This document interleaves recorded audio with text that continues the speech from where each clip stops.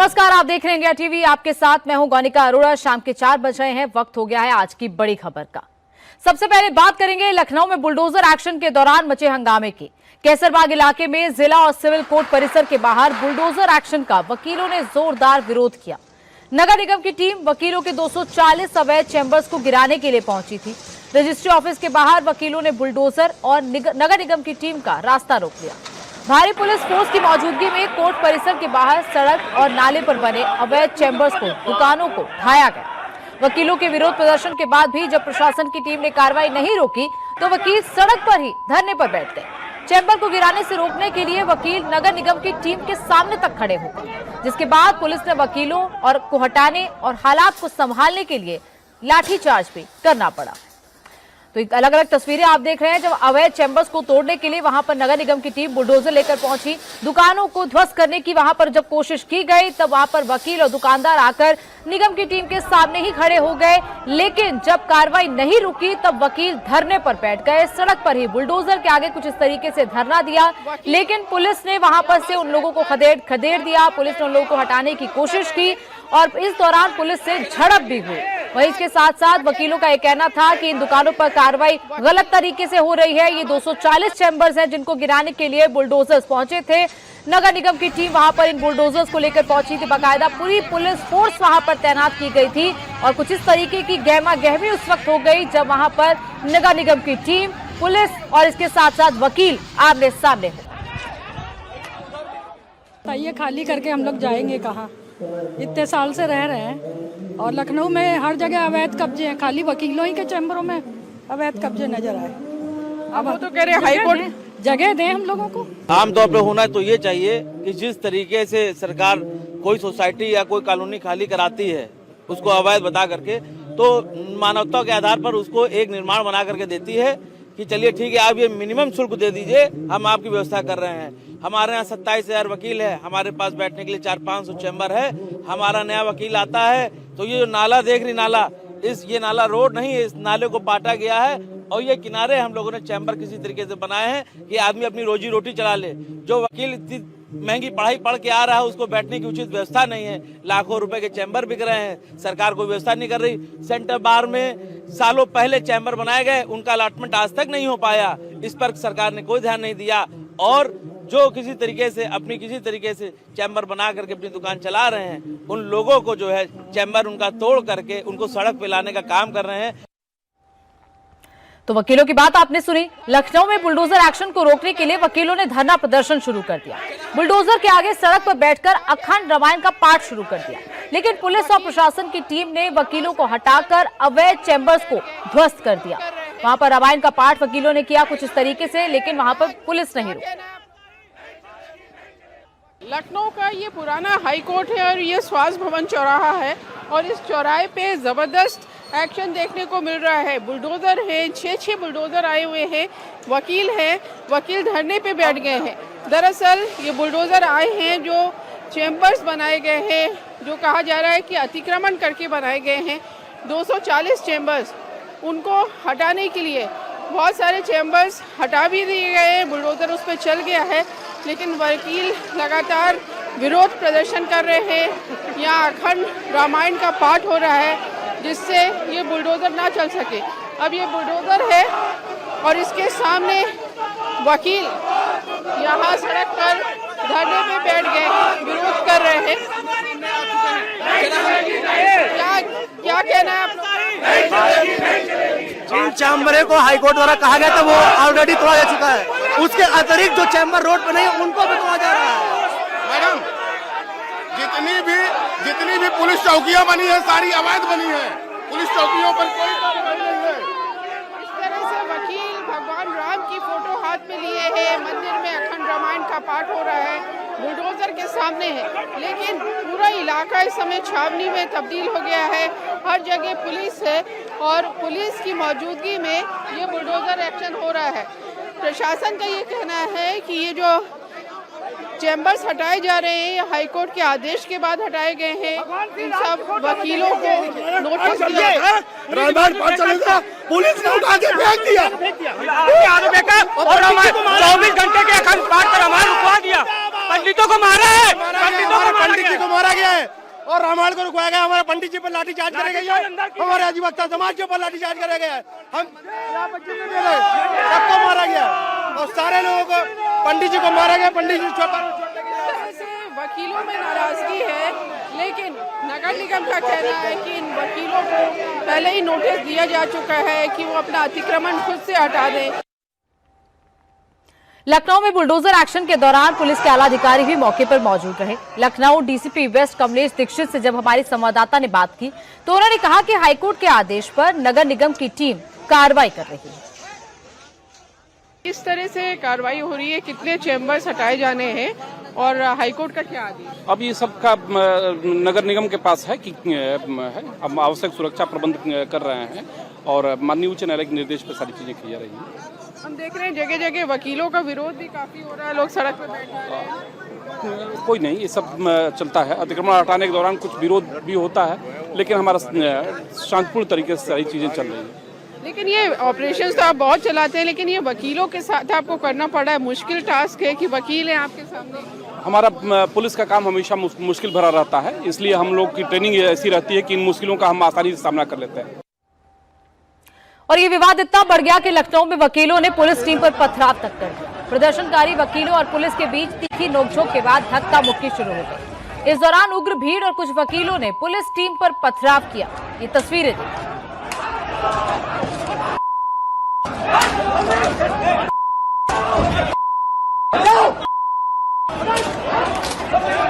ये पूरे विवाद के दौरान वहां पर वकील और पुलिस आमने सामने आ गए।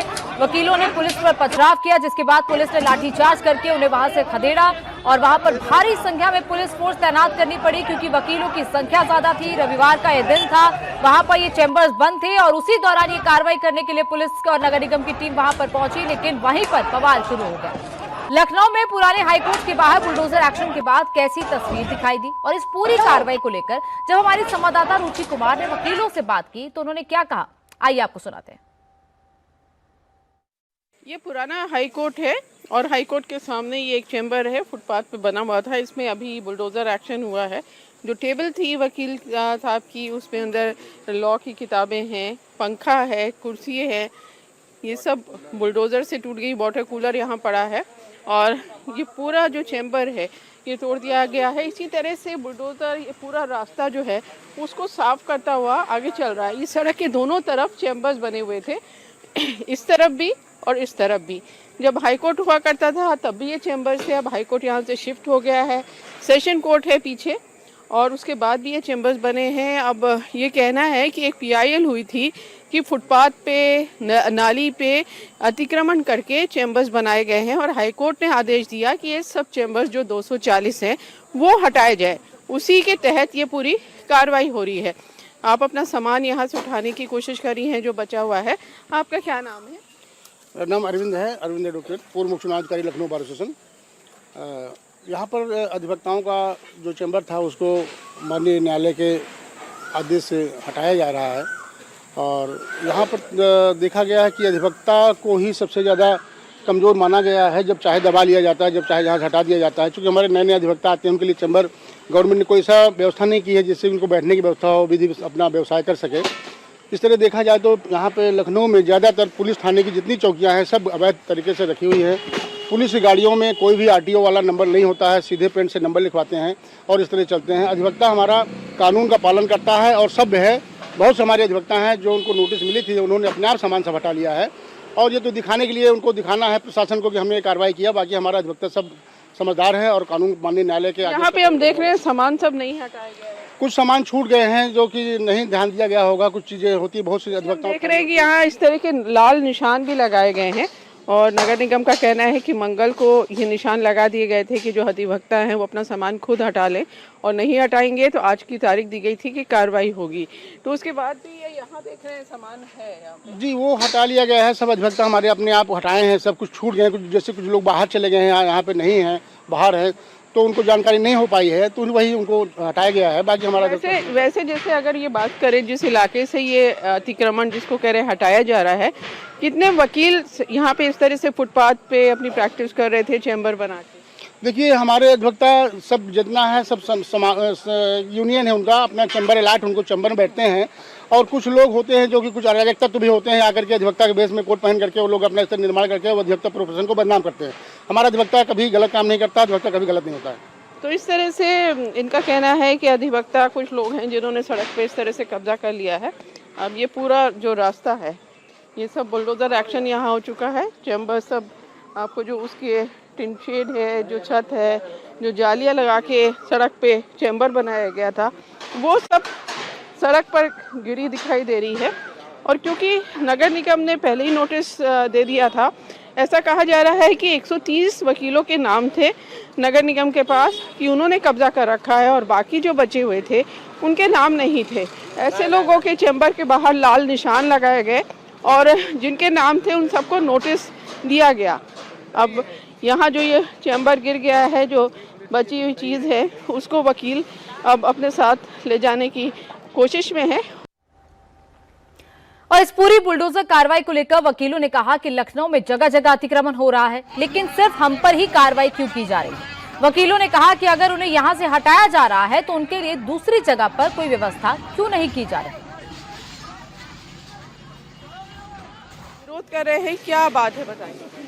मैम, जो बताया जा रहा है सरकार के द्वारा और प्रशासन के द्वारा कि अधिवक्ताओं के चैम्बर ही सिर्फ अवैध हैं। पूरे लखनऊ में कितना अतिक्रमण हुआ है, नाले पे और रोडों पे लोग ठेला लगा रहे हैं, दुकानें चला रहे हैं, जहां से सरकार को, प्रशासन को वसूली जाती है, वो वैध है। लेकिन यहाँ पे अधिवक्ता एक अपनी रोजी रोटी कमाने के लिए एक अपनी छोटा सा चैम्बर बना के बैठा हुआ है, वो सरकार को और प्रशासन को अतिक्रमण लगता है। मेरा और तेरा चैम्बर की बात नहीं है, यहाँ हम अधिवक्ताओं के चैम्बर की बात है। अगर हमारे चैम्बर तोड़ने हैं तो पहले हमको चैम्बर दिया जाता, हमारे लिए बैठने की व्यवस्था की जाती, उसके बाद चैम्बर तोड़ा जाता। देश का ये आखिरी स्तंभ गिर रहा है, इसके बाद अब न्याय की उम्मीद जो है लोगों को खत्म हो जाएगी। तो हाईकोर्ट ने फैसला दिया, फैसला जो दिया है वो किसी एक रिट पे दिया है, उसमें जो दोषी थे उनके चैम्बर तोड़ते, ना कि पूरे शहर के चैम्बर आप तोड़ देंगे। और 4 कदम दूरी पे जो है वो नहीं तोड़ा, चैम्बर तोड़ा जा रहा है, एक लाइन से सारे ऑर्डर तक नहीं दिखाया गया कितने चैम्बर तोड़े। हम लोग का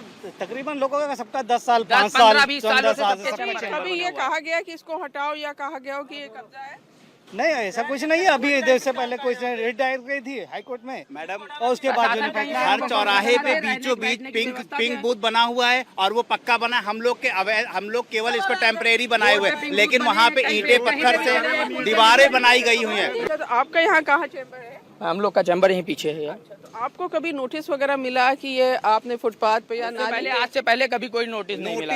नोटिस अगर मान लो मार्क किया गया, नोटिस दी गई, लेकिन बात ये होती अगर आप हमारा चैम्बर तोड़े, हमको व्यवस्थित कहाँ करा रहे हैं, हमारा परिवार कहाँ चलेगा, हमारा जीविका कहाँ से चलेगा। हम भी मजदूर स्तंभ हैं। 28,000 वकील है और किसी को चैम्बर नहीं मिला है। 28,000 वकील है लखनऊ के। सरकार के पैसे वसूली कर रहा है, क्यों वकील बना रहे हैं। लखनऊ में रजिस्ट्री ऑफिस के बाहर भी नगर निगम की टीम का बुलडोजर गरजा। नगर निगम का कहना है कि उन्होंने इस कार्रवाई से पहले वकीलों को नोटिस दिया था। दरअसल वकीलों को चैम्बर की दिक्कत के चलते एक महिला वकील इस मांग को लेकर कोर्ट गई, जिसके बाद हाईकोर्ट ने अवैध चैम्बर को हटाने का आदेश दिया और फिर नगर निगम की टीम ने 130 चैम्बर्स को कार्रवाई के लिए चिन्हित किया, जिसके बाद ये बुलडोजर एक्शन की कार्रवाई की गई।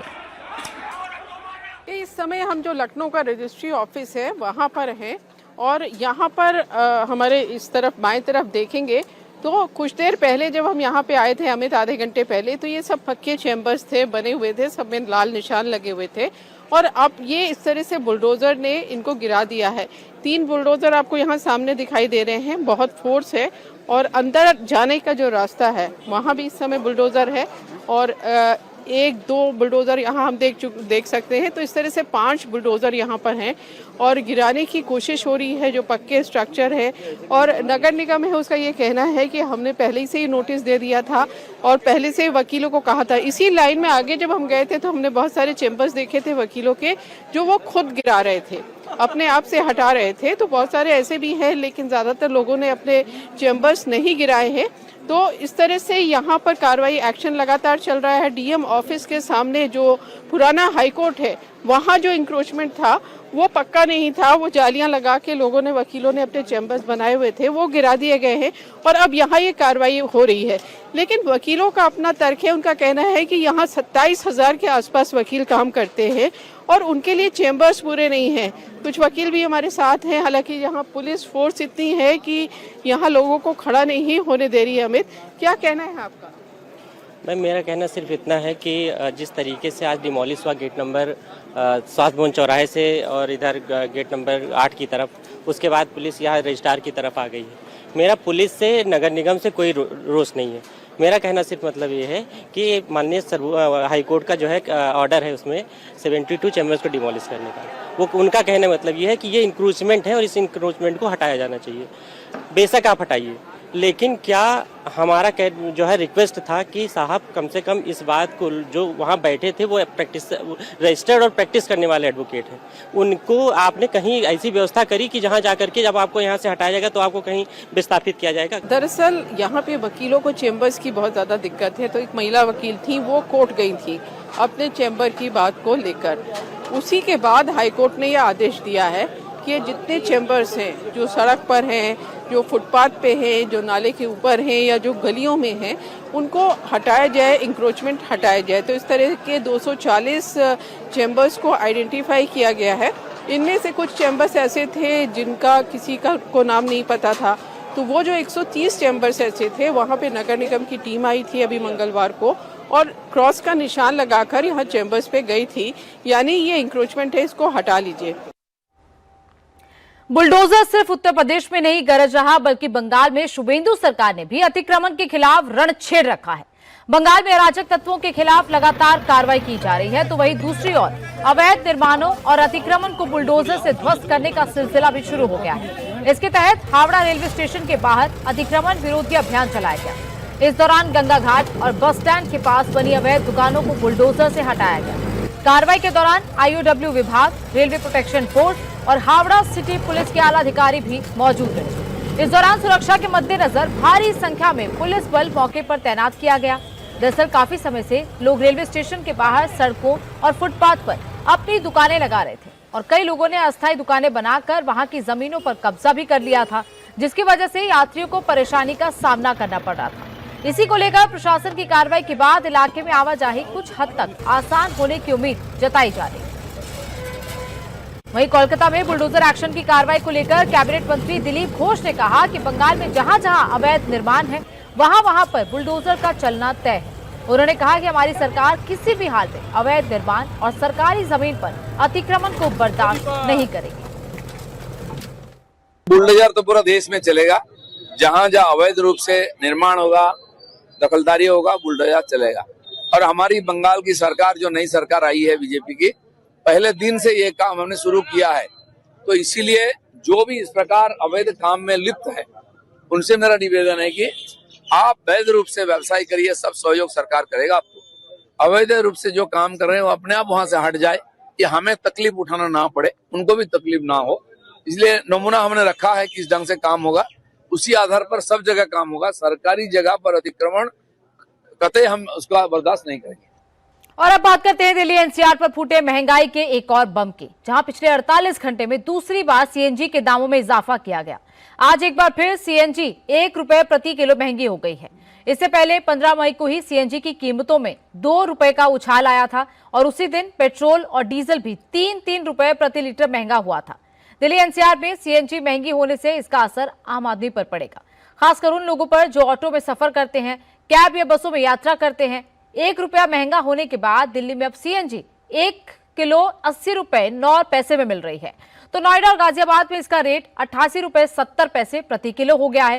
पहले से ही गिग वर्कर्स पेट्रोल और CNG महंगा होने से नाराज है और अब एक बार फिर CNG में 1 रुपए का इजाफा कर दिया गया है। फ्यूल महंगा होने से बाकी कमोडिटीज और सर्विसेज भी महंगी हो जाएंगी, जिसका बोझ आम आदमी की जेब पर पड़ेगा। तो अगर ऐसे ही महंगाई बढ़ाते रहे तो गरीब आदमी का गुजारा कैसे चलेगा?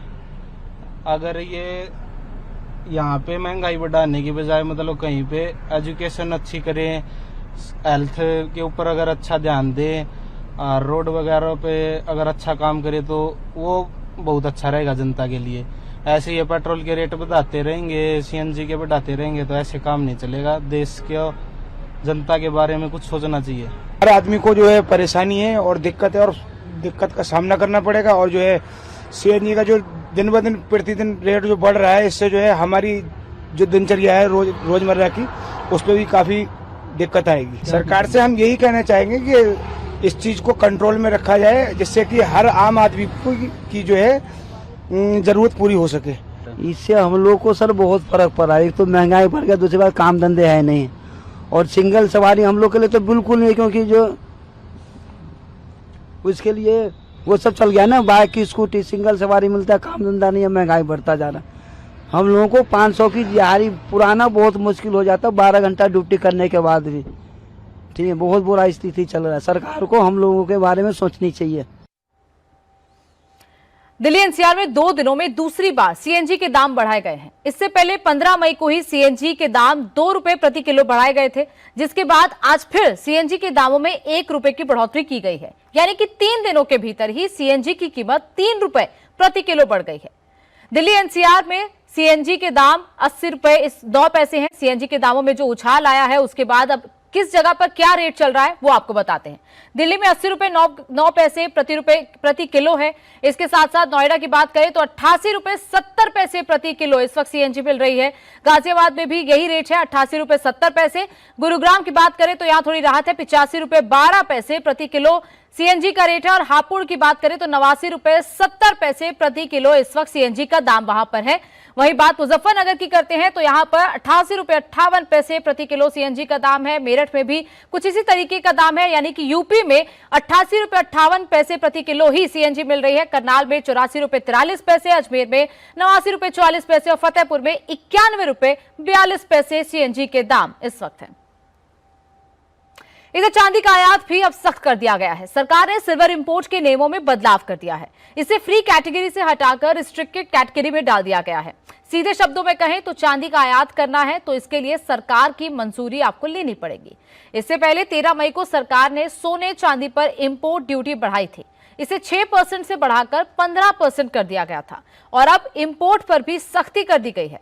दरअसल पिछले दिनों खुद प्रधानमंत्री नरेंद्र मोदी ने कहा था कि आने वाले 1 साल तक सोना चांदी खरीदने से परहेज करें ताकि विदेशी मुद्रा भंडार पर असर ना पड़े, क्योंकि सोना चांदी हम दूसरे देशों से आयात करते हैं और इसके लिए डॉलर में पेमेंट करना पड़ता है। अब सरकार ने सिल्वर इंपोर्ट पर जो नए नियम लगाए हैं वो 99.9% से या उससे ज्यादा शुद्ध सिल्वर बार, अनरिफाइंड या फिर सेमी प्रोसेस्ड सिल्वर पर लागू होंगे। पीएम मोदी ने कुछ समय पहले लोगों से 1 साल तक सोना और चांदी के गहने नहीं खरीदने को कहा था। दरअसल पिछले कुछ समय से सोने और चांदी का केवल रेट ही नहीं बढ़ रहा, इसके आयात का बिल भी बढ़ता जा रहा है। वाणिज्य मंत्रालय के आंकड़ों के मुताबिक अप्रैल में चांदी का आयात 2 गुना से ज्यादा बढ़ गया। इस दौरान 41 करोड़ डॉलर की चांदी आयात की गई। 2025-26 में चांदी के आयात में 150% का उछाल आया था और इस दौरान 12 अरब डॉलर की चांदी आयात की गई थी। अब बात अब नीट पेपर लीक की करते हैं। इस केस में सीबीआई की जांच जैसे जैसे आगे बढ़ रही है, चौंकाने वाले खुलासे हो रहे हैं। पेपर लीक करने से लेकर पैसे कलेक्ट करने तक का पूरा ट्रेल बना हुआ था। पेपर सेटिंग कमेटी से कनेक्ट लेक्चरर से लेकर ब्यूटिशियन मनीषा वाघमारे तक पूरा चेन बना था और इनके अंडर में बिचौलिया छात्रों के बीच सेट थे। लाखों रुपए लेकर स्पेशल क्लास अरेंज कराई गई। प्रोफेसर, लेक्चरर और ब्यूटिशियन से जुड़े 3 मास्टरमाइंड ने इस पूरे खेल को अंजाम दिया और नीट यूजी 2026 के एग्जाम को नकल माफियाओं के हवाले कर दिया। सीबीआई ने इस नेक्सस से जुड़े 9 आरोपियों को अरेस्ट किया है। महाराष्ट्र के मास्टरमाइंड है तो राजस्थान से एक ही परिवार के 3 लोग इस रैकेट को आगे बढ़ा रहे थे। बिचौलियों की एक पूरी टोली इनके अंडर एक्टिव थी जो अलग अलग स्टेट्स में पेपर लीक माफियाओं से कनेक्ट थी।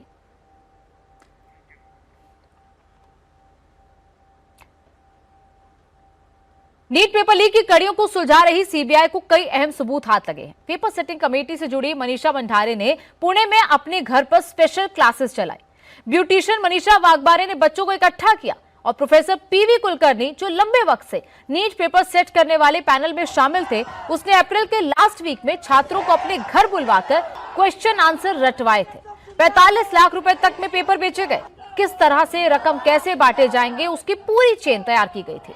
एडवांस से लेकर फाइनल पेमेंट तक सब कुछ तय किया गया था। राजस्थान में पेपर लीक केस में गिरफ्तार विकास बिवाल को लेकर चौंकाने वाले खुलासे हुए हैं। तो लगातार ये कड़ियां अब जुड़ती जा रही हैं जो महाराष्ट्र से लेकर राजस्थान तक फैली हैं। नीट पेपर लीक की कड़ियां पीवी कुलकर्णी से लेकर विकास बिवाल तक जुड़ रही हैं।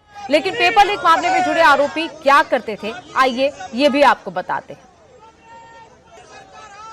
नीट पेपर लीक में 3 बड़े मास्टरमाइंड के इर्द गिर्द ये पूरा रैकेट एक्टिव था। इस केस में मास्टरमाइंड मनीषा मंडारे को आज दिल्ली की राउस एवेन्यू कोर्ट में पेश किया गया, जहां से सीबीआई को 14 दिन की कस्टडी मिली है।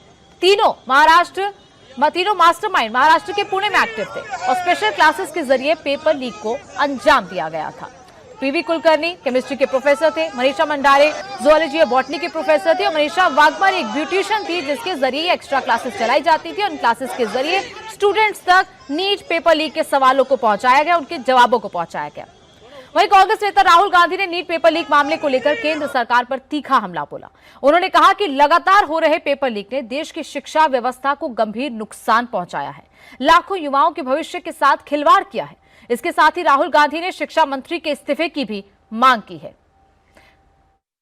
ये एक नेक्सस है, आरएसएस, बीजेपी और जो हमारे यूनिवर्सिटीज में इनके लोग बैठाए गए हैं, वाइस चांसलर्स बैठाए गए हैं, प्रोफेसर्स बैठाए गए हैं, इनके बीच में पैसे बनाने का नेक्सस है और इस नेक्सस ने हिंदुस्तान के एजुकेशन सिस्टम को खत्म कर दिया है। पूरा देश जानता है कि अगर आप वाइस चांसलर बनना चाहते हैं, आपको सब्जेक्ट नॉलेज की कोई जरूरत नहीं, आपको एक्सपीरियंस की कोई जरूरत नहीं।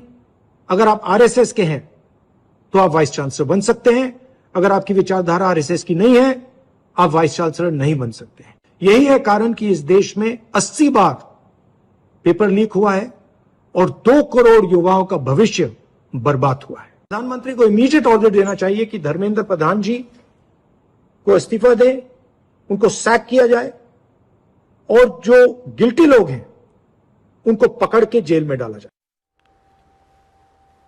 जब भारत के जनरल बोलते हैं तो दुनिया सुनती है और भारत के आर्मी चीफ ने कहा है कि पाकिस्तान को नक्शे से मिटा देंगे, पाकिस्तान का इतिहास भुला देंगे। पाकिस्तान को दी गई इस आखिरी चेतावनी की पूरे पाकिस्तान में चर्चा हो रही है। इस चेतावनी के पीछे भारत की क्या तैयारी है, क्या कुछ बड़ा होने वाला है, इस रिपोर्ट में देखिए। क्या नक्शे में पाकिस्तान अब ऐसा दिखेगा? क्या अब पाकिस्तान सिर्फ 2 राज्यों वाला मुल्क रह जाएगा या पाकिस्तान सिर्फ इतना रह जाएगा? They have to decide whether they want to be part of the geography or history or not.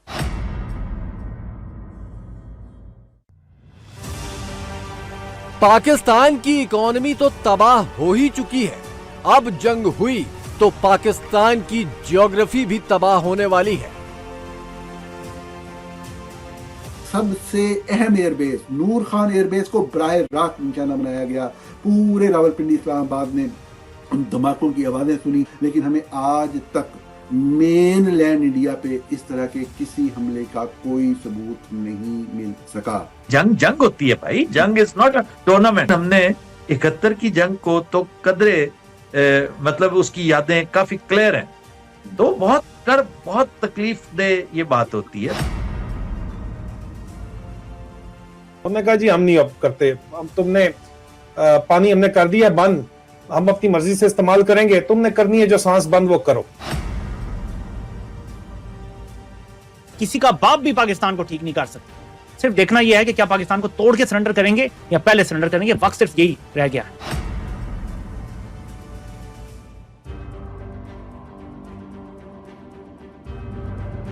78 साल का पाकिस्तान लड़खड़ा रहा है।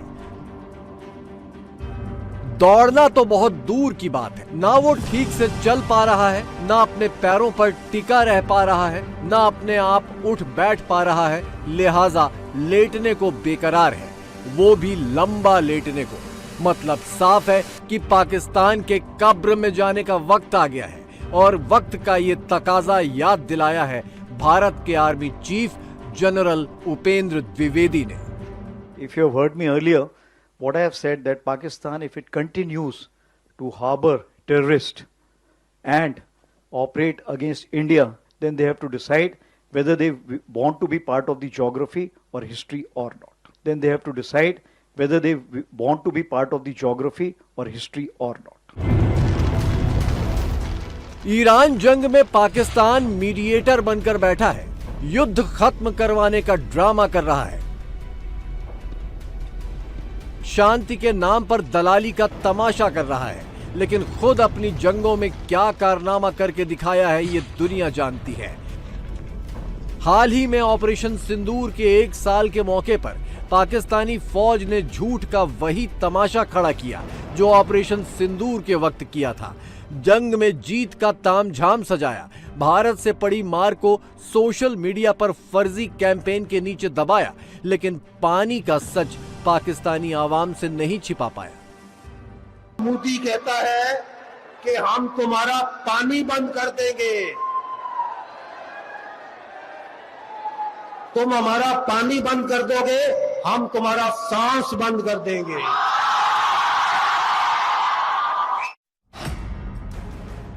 हकीकत तो यह है कि भारत ने साल भर से पाकिस्तान का पानी रोका हुआ है।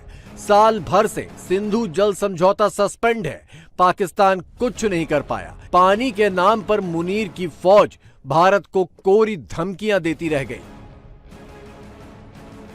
पाकिस्तान के मिलिट्री स्पोक्सपर्सन डीजी ISPR या डीजे बाबू जो हैं, उन्होंने इंडिया को धमकी दी थी कि तुम हमारा पानी बंद करोगे, हम तुम्हारी सांस बंद कर देंगे। लेकिन सवाल यह है कि धमकी के बाद आखिर हुआ क्या? इंडिया ने इंडस वाटर ट्रीटी को जो है वो अबेंस के अंदर जो है वो डाल दिया। उन्होंने कहा जी हम बंद होगी ट्रीटी, कर दिया बंद, करके दिखाओ अभी सांस बंद तुम।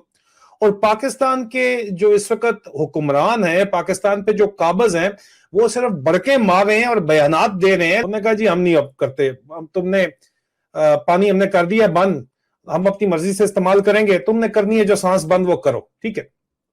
और जाहिर बात है कि उसके बाद इंडियन ऑफिशियल्स ने कहा कि ये पोजीशन तब तक जो है वो रहेगी जब तक पाकिस्तान जो दहशतगर्दी है, क्रॉस बॉर्डर टेररिज्म है, उसकी क्रेडिबिलिटी के ऊपर, उसको मुकम्मल तौर के ऊपर उसका खात्मा नहीं करता। इंडिया ने वो जनरल जिन्होंने 75 साल मुल्क की पॉलिसी, इकोनॉमी, डिप्लोमेसी और पानी तक को सिक्योरिटी स्टेट के हवाले से देखा है, इंडिया को भी पता है कि ये अब वाकई 78 साल में पहली दफा अनपॉपुलर है, तो वो उसका फायदा क्यों नहीं उठाएंगे।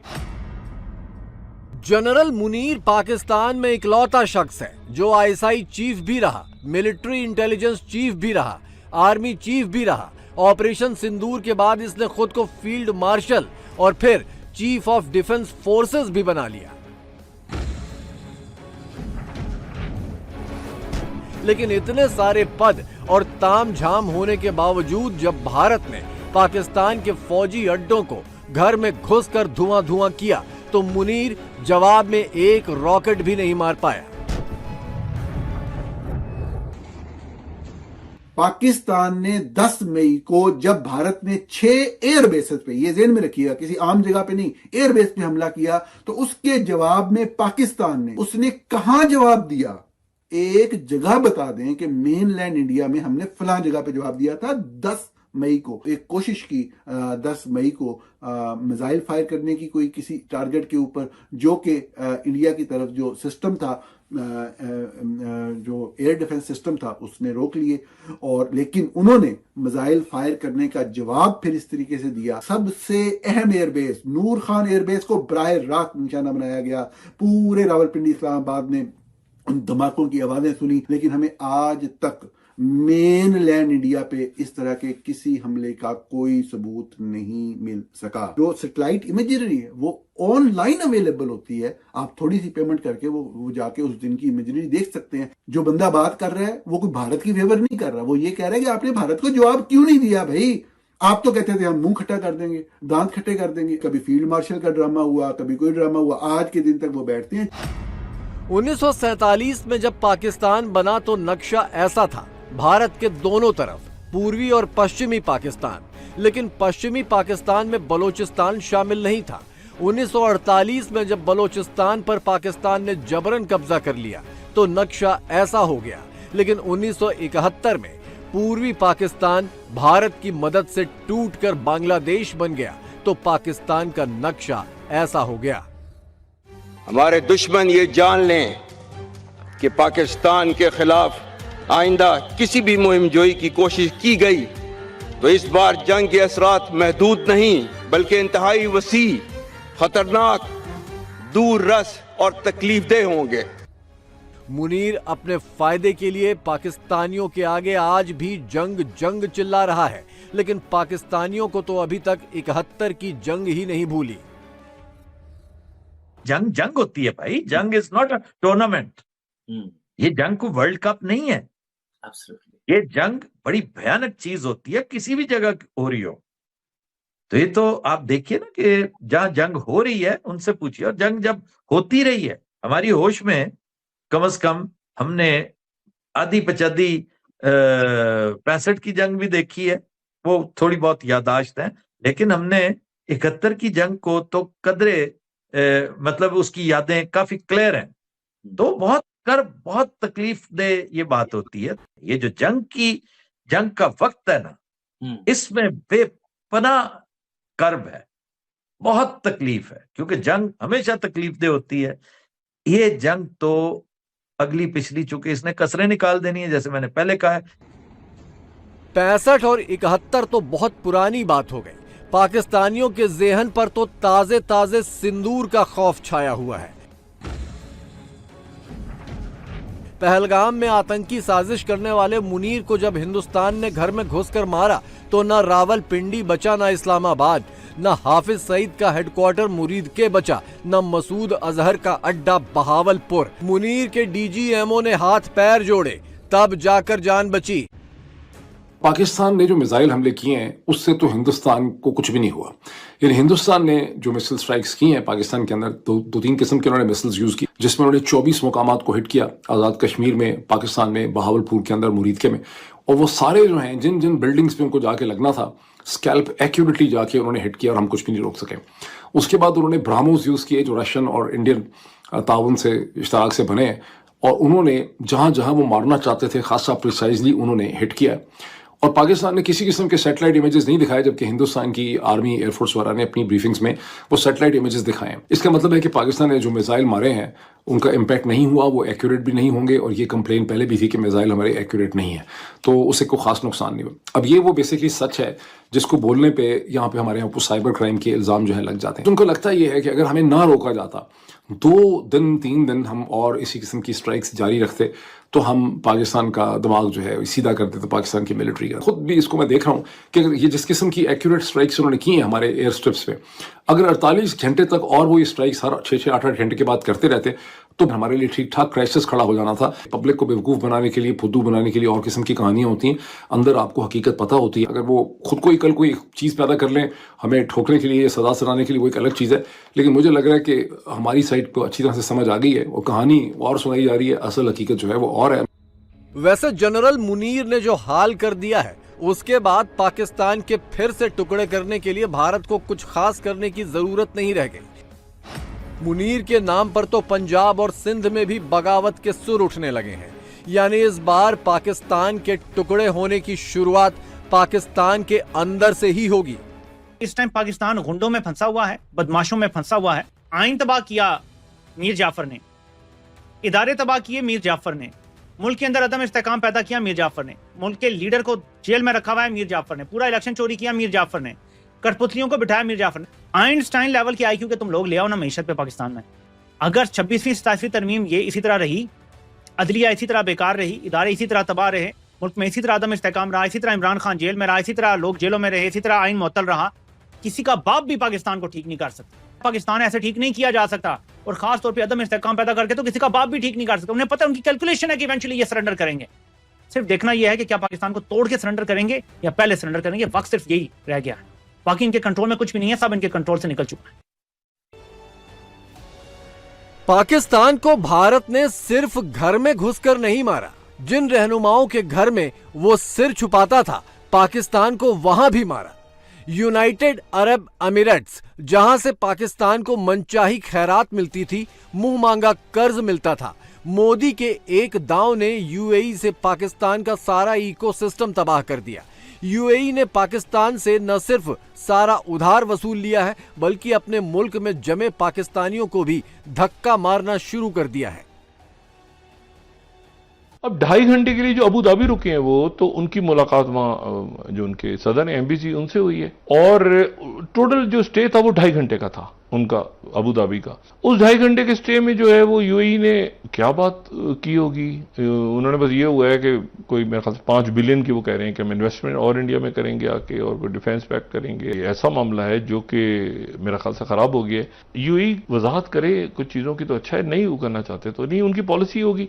लेकिन ये कि ये जो कंडीशंस पैदा हो रही हैं वहाँ पे, और उसके नतीजे में पता चला उनके आर्मी चीफ भी गए थे, फलां भी गया था, ये भी गया था, वो भी गया था, तो ये मामला बिगड़। हर घर में 5 लोग भी अगर आप समझ लें हर पाकिस्तानी के, तो 1 करोड़ पाकिस्तानी है जो मुतासर हो सकते हैं। फिर उस 1 करोड़ पाकिस्तानी के साथ जो इकोनॉमी जुड़ी हुई है और जो रेमिटेंसेस आते हैं 7 से 10 बिलियन डॉलर साल के यूएई से, उसका अगर हिस्सा देख ले तो ये कम से कम 20% पाकिस्तान की आबादी और पाकिस्तान के रेमिटेंसेस जो है वो इफेक्ट होंगे, जो कुछ यूएई में हमारी गलत पॉलिसियों की वजह से हो रहा है, जिस ना आकबत अंदेशी के साथ फील्ड मार्शल ने पाकिस्तान के अंदर तबाहियां की हैं, उसी तरह से उन्होंने बाहर भी पाकिस्तान के लिए जो माइंस लगा दी हैं, बारूदी सुरंगें लगा दी हैं, उसके असरात अब पाकिस्तानियों के ऊपर आ।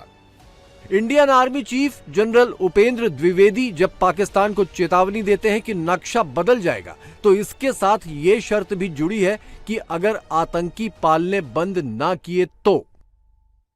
फितरत से मजबूर पाकिस्तान आतंकी पालना तो कभी नहीं छोड़ सकता, लेकिन वो ये भूल गया कि यही आतंकी सांप उसे भी डस सकते हैं।